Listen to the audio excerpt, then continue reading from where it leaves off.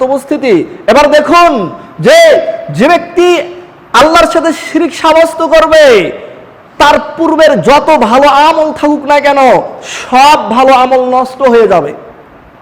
সূরা আনআম 88 নম্বর আয়াত আল্লাহ সুবহানাহু ওয়া তাআলা বলছেন, ওয়ালাউ আশরাকু, তারা যদি আল্লাহ সুবহানাহু ওয়া তাআলার সাথে শিরক সাব্যস্ত করে, লাহাবিতু আনহুম মা কানু ইয়ামালুন, তাহলে তারা পূর্বে যত ভালো আমল করেছিল সব ভালো আমল আমি নষ্ট করে দেব, সব ভালো আমল ধ্বংস হয়ে যাবে যদি তারা শিরক করে।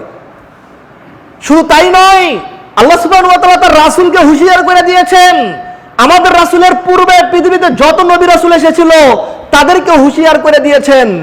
সূরা জুমার 65 নম্বর আয়াত আল্লাহ সুবহানাহু ওয়া তাআলা বলছেন, ওয়ালাকাদ উহিয়া ইলাইকা ওয়া ইলাল্লাযিনা মিন ক্বাবলিকা, হে রাসূল আপনার উপর ওহী অবতীর্ণ করেছি, আপনার পূর্বে পৃথিবীতে যারা নবী রাসূল এসেছিল তাদের উপর আমি ওহী অবতীর্ণ করেছি। কি ওহী অবতীর্ণ করেছি?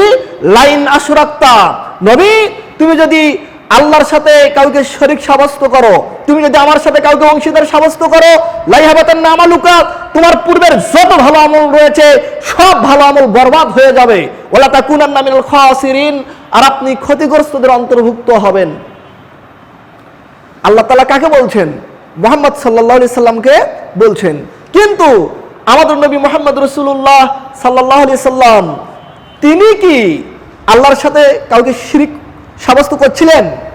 তিনি কি আল্লাহর সাথে কাউকে অংশীদার সাব্যস্ত করছিলেন? আল্লাহ রাসূলকে বলার মাধ্যমে আমাদেরকে বলা হচ্ছে, আল্লাহ রাসূলের উম্মত যারা কিয়ামত পর্যন্ত আসবে তাদেরকে বলা হচ্ছে, তাই না, যে যদি তারা শিরক করে তাদের পূর্বের যত ভালো আমল রয়েছে সব ভালো আমল নষ্ট হয়ে যাবে। সম্মানিত উপস্থিতি, আপনাদেরকে একটা উদাহরণ দেই এই আয়াতটার আলোকে, তাহলে বুঝতে পারবেন।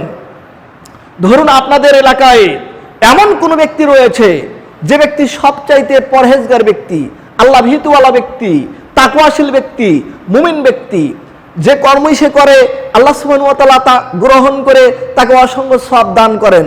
সওয়াব অর্জন করতে করতে ওই ব্যক্তির সওয়াব পাহাড়ের সমতুল্য হয়ে গেছে।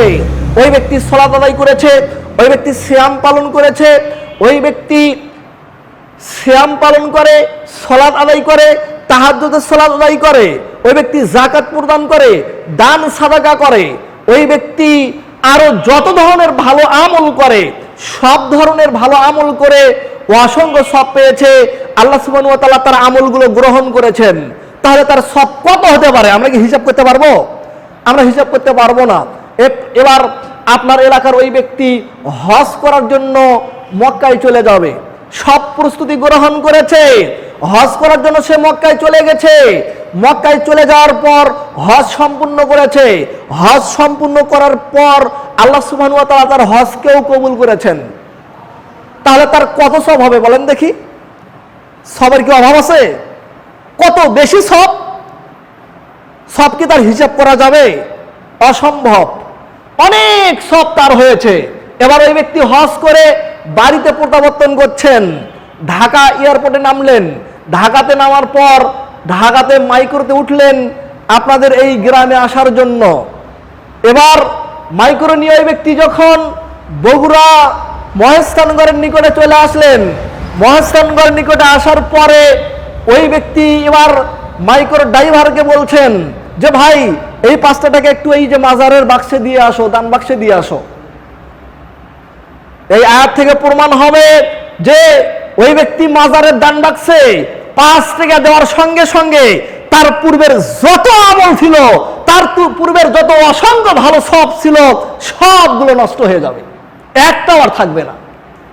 বুঝতে পারছেন শিরকের পাপের ক্ষমতা? বুঝতে পারছেন যে আল্লাহ সুবহানাহু ওয়া তাআলা বললেন নবী আপনার উপর ওহী অবতীর্ণ করা হয়েছে, আপনার পূর্বে পৃথিবীতে যারা এসেছিল তাদের উপর ওহী অবতীর্ণ করা হয়েছে যে আপনি যদি আল্লাহর সাথে শিরক সাব্যস্ত করেন, অংশীদার সাব্যস্ত করেন, তাহলে আপনার পূর্বে যত আমল রয়েছে সব আমল বরবাদ হয়ে যাবে। বুঝতে পারছেন কি তাহলে যে যদি কোনো ব্যক্তি শিরক করে আর তার পূর্বের যত কবুলযোগ্য যত আমল থাকুক না কেন সব আমল কি হয়ে যাবে? নষ্ট হয়ে যাবে। তাহলে শিরকটা কত মারাত্মক বিষয় এটা আমাদেরকে বুঝতে হবে, শিরকটা কত জটিল বিষয় এটা আমাদেরকে বুঝতে হবে।